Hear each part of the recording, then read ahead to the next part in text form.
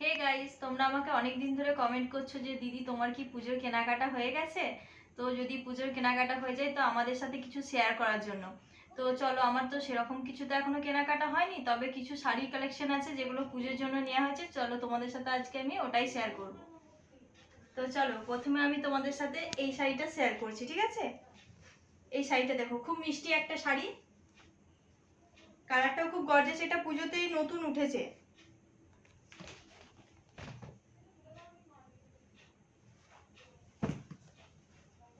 আর এই যে এই আর একটা আছে গ্রিন কালারের। এই যে শাড়িটা দেখছো, এই শাড়িটা পছন্দ করেছে আমার জামাইবাবু।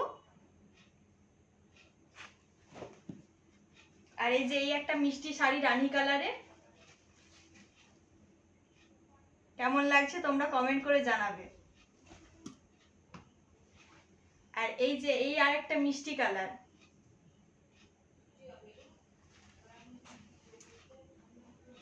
আর সবার শেষে যে শাড়িটা দেখাচ্ছি, এটা আমার খুব পছন্দের শাড়ি, ইয়েলো কালারে।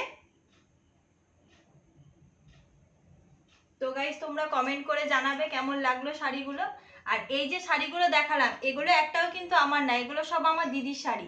আর নেক্সট যে ভিডিওটা করব তাতে আমার কি কেনা হয়েছে না হয়েছে সেগুলো তোমাদেরকে দেখাবো।